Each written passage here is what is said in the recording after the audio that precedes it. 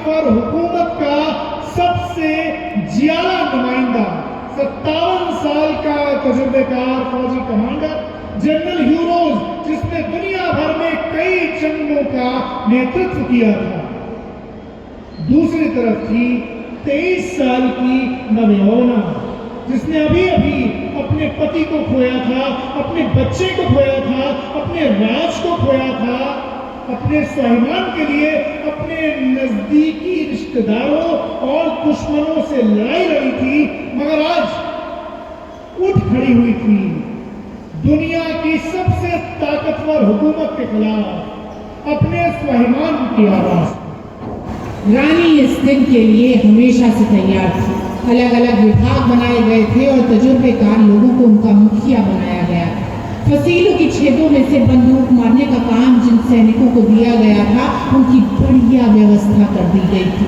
गोला और बारूद बुर्जों में इकट्ठा कर लिया गया था और सूचना तंत्र वो तो इतना पुख्ता, इतना मजबूत कर लिया गया था कि समाचार इधर से उधर, उधर से इधर मिनटों में आ जा सके। ऐसा यकीन था कि जनरल ह्यूरोज दक्षिण की तरफ से हमला करेगा, इसलिए सैय्यर फाटक, ओरछा फाटक, उन्नाव फाटक और सागर खिड़की का खास इंतजाम किया गया। दीवान दुलाजू और पीर अली ओरछा फाटक पर ही तैनात थे। हालांकि इन्हीं दोनों ने बाद में गद्दारी की और झांसी के मिटने की वजह बनी। दीवान जवाहर सिंह तजुर्बेकार आदमी थे, इनको सारे सुरक्षा फाटकों की जिम्मेदारी दी गई थी। किले के अंदर छोटी बड़ी सब मिलाकर 51 तोपें लगाई गई, जिनमें कड़क बिजली, छोटी बहन और भवानी शंकर मशहूर थी। किले के अंदर रामगढ़ के जाबाज पठान, चुने हुए बुंदेली सैनिक और रानी के द्वारा तैयार की गई स्त्री सेना तैनात की गई और इस तरह लगभग 4000 वीर झांसी की हिफाजत में डटे। तारीख थी 23 मार्च 1858। जनरल ह्यूरोज अपनी बड़ी सेना लेकर झांसी आ पहुंचा और युद्ध शुरू हो गया। ओरछा फाटक और सैय्यर फाटक पर अंग्रेज दनादन गोले बरसा रहे थे और बरसते हुए गोलों की इस चादर के नीचे अंग्रेज फौजी संगीनी बंदूकें लिए हुए दीमकों की तरह से आगे बढ़ रहे थे। किले पर से झांसी वालों ने देखा तो मुस्कुराए और कहा, जरा हमारी तोपों की जद में आओ, तब तुम्हें बताएं। और जैसे ही अंग्रेजी फौज झांसी वालों के गोलों की जद में आई, झांसी वालों ने ऐसी तोपें दागी कि अंग्रेजी दस्ते छिन्न भिन्न हो गए और पहली ही टक्कर में अंग्रेज वापस लौटने को मजबूर हो गए। और उसके बाद तो झांसी की तोपों ने ऐसा कमाल दिखाया कि एक पल ऐसा नहीं रहा कि अंग्रेज झांसी वालों पर भारी पड़े हुए। पूरा दिन लड़ाई चलती रही, पूरा दिन झांसी वाले अपने जौहर दिखाते रहे। जब शाम हुई तो उस जमाने में फौजी उसूल ये था कि दिन में लड़ाई होती थी और सूरज के डूबते ही जंग रोक दी जाती थी।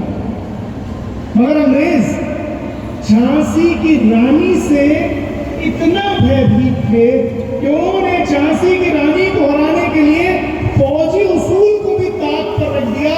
सूरज डूबा मगर जंग नहीं रुकी, अंग्रेजों की तरफ से हमला नहीं रुका। मगर झांसी की रानी देखिए कितनी दूरदर्शी थी, कितनी दूरंदेश थी, अपने दुश्मन को कितनी अच्छी तरह पहचानती थी।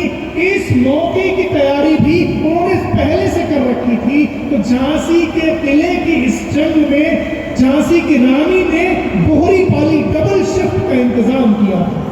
और हैरत अंगेज बात यह कि दिन को किला बचाने की पूरी जिम्मेदारी झांसी के मर्दों की थी, आदमियों की थी, और रात में किले को महफूज रखने की पूरी जिम्मेदारी झांसी की औरतों की थी। उन औरतों की जिन्हें झांसी की रानी ने खास इस दिन के लिए बहुत पहले से तैयार किया। तो जैसे ही सूरज डूबा तो एक हैरत अंगेज लेकिन कालजयी दृश्य नजर आया कि झांसी के मर्द तोपों से पीछे हटे और तोपें संभाली झांसी की औरतों ने। और फिर जब एक साथ तोपें दगी तो यूरोज और उसके साथियों को यकीन नहीं हुआ इस दृश्य पर। यूरोज ने दूरबीन लगाकर जब सामने का नजारा देखा तो उसके कदम लड़खड़ाने लगे, उसकी आंखों के सामने अंधेरा छाने लगा, उसकी जबान सूखने लगी। बहुत हिम्मत जुटाकर यूरोज ने अपने साथी स्टुअर्ट से कहा कि ये मैं क्या देख रहा हूं, औरतें तोप चला रही हैं, औरतें तोप चला रही हैं, जंग में हमारा सामना कर रही हैं, गोले आसमान से बरसते हैं, झांसी वाले टस से मस नहीं होते, कैसे निडर होकर खाना और पानी बांट रहे हैं। ये सब के सब मौत का खौफ भुला बैठा। स्टुअर्ट ने यूरोज से एक जरा मजा लिया, उसे छेड़ा कि ये सब नेपोलियन बन गए हैं। नेपोलियन का नाम सुना तो यूरोप तिल मिलाया, कहने लगा अगर ये नेपोलियन बन गए हैं तो मैं झांसी के किले को इनका वाटरलू बनाऊंगा। स्टुअर्ट ने फिर छेड़ा, कहा तुम्हारा बड़ा नाम है, तुम खुद को बहुत भगते हो, तुम रानी को जिंदा काबू करो तब तुम्हें मानो। मगर रानी तक पहुंचना इतना आसान नहीं था। कई दिनों तक अंग्रेजों और रानी की सेना के बीच जबरदस्त टक्कर होती रही, मगर सबसे ज्यादा परेशान अंग्रेजों को किया था गुलाम गौस खान ने। उसकी तोपों से पार पाना अंग्रेजों के लिए असंभव हो गया था। उसके घनघरज तोपखाने का नाम अंग्रेजों ने व्हिस्लिंग मॉन्स्टर रखा था, हल्ला करने वाला शैतान। गुलाम गौस खान बड़ी बहादुरी से लड़ा और लड़ते लड़ते वहीं झांसी के किले में शहीद हो गया। उसकी कब्र आज भी किले के अंदर मौजूद है और जो भी लोग दूर दराज से किले को देखने जाते हैं उसकी कब्र पर जरूर जाते हैं और उसकी हिम्मत, उसकी बहादुरी, उसकी शुजाअत, उसके शौर्य को सलाम करते हैं। तो एक शाम जंग के ऐन बीचों बीच एक शाम जंग जारी थी कि जंग के ऐन बीचों बीच रानी के पश्चिमी मोर्चे वाला तोपखाना खामोश हो गया। क्या हुआ? पश्चिमी मोर्चे की दीवार टूट गई थी। जब तक दीवार को दोबारा बनाया जाता, मरम्मत की जाती, तोपों को एक तरफ किया जाता, इस अफरा तफरी का फायदा उठाकर थोड़ी ही देर में पलट झपकते एक अंग्रेजी दस्ता चुपचाप खामोशी से चुपके चुपके दबे पांव बंदूकों और तलवारों के साथ किले की तरफ बढ़ने लगा। मंसूबा यह था कि किसी तरह रानी के सिपाहियों को चकमा देकर किले में दाखिल हुआ जा सके। यह अंग्रेजी दस्ता चुपचाप आगे बढ़ रहा था रानी की तरफ। किले में अफरा तफरी थी, मगर इस अफरा तफरी के बीच भी कुंवर सागर सिंह की मुस्तैद निगाहों से दुश्मन बच न पाया। सागर सिंह ने जो किले पर से दस्ते को आते हुए देखा तो भागकर दूसरी तरफ पहुंचे। वहां जो रानी के सिपाही मौजूद थे उनसे कहा कि अंग्रेजी दस्ता किले में दाखिल हुआ चाहता है, अभी के अभी सब लोग नीचे उतरो और नीचे उतरकर सामने से इनका मुकाबला करो। सब हैरान रह गए इस मशवरे पर। आमने सामने की लड़ाई का मतलब था, किले से नीचे उतरने का मतलब था मौत।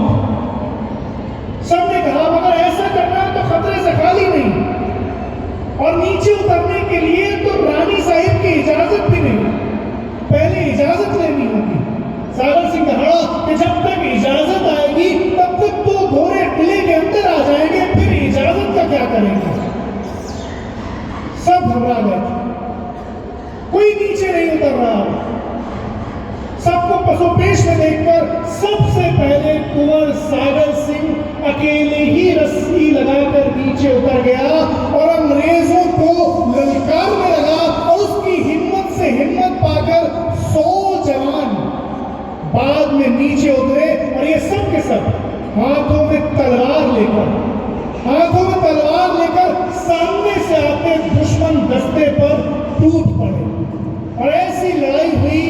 जिसने देखा उसने दांतों तले उंगलियां दबा दी। ये 100